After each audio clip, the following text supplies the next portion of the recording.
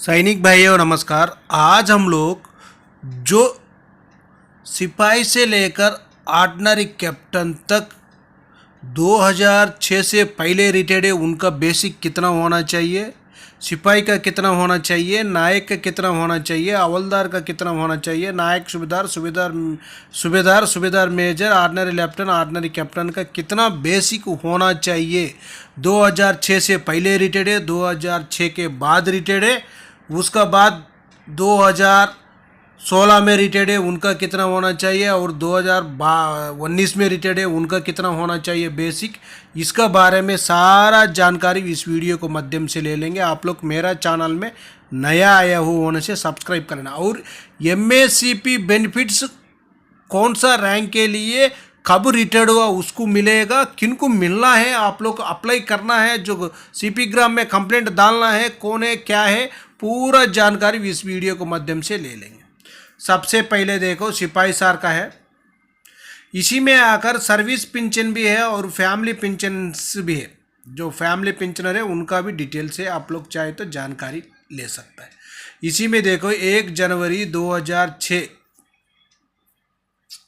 जो रिटायरमेंट है उनका आकर जो सिपाही सार का है 18,807 रुपीज़ उनका बेसिक होना चाहिए।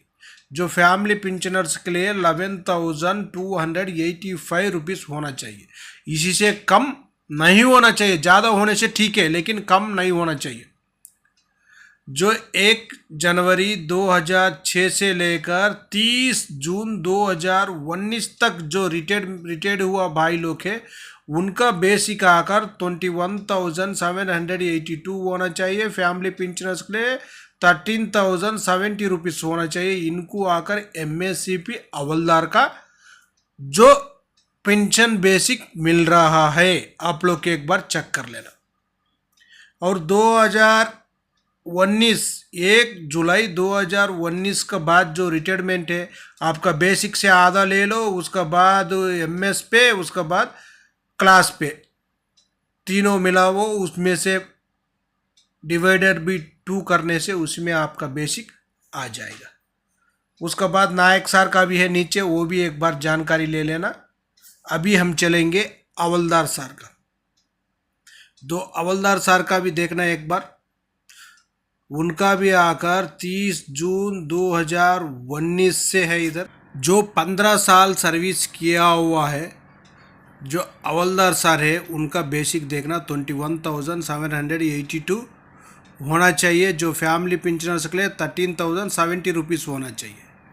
उसका बाद जो 15 साल सर्विस किया हुआ 1 जुलाई 2019 तक जो रिटायरमेंट है उसका आकर 50% डीए, उसके बाद एमएस पे और क्लास पे दो पूरा तीनों प्लस कर दो, उससे डिवाइडेड बाई 2 करने से आपका बेसिक आ जाएगा। उसका बाद देखना जनवरी 2006 से पहले जो रिटायरमेंट है जो भाई लोग के इनका बेसिक आकर जो 24 साल सर्विस किया हो, 24 ईयर सर्विस किया हो, इनका बेसिक आकर 22,257 होना चाहिए। जो हवलदार सार का जो फैमिली पेंशनर्स का आकर 13,355 रुपीज़ होना चाहिए। वही 1 जनवरी 2006 के बाद जो रिटायरमेंट है 30 जून 2019 तक उनका बेसिक आकर 24,825 रुपीज़ होना चाहिए। इनको भी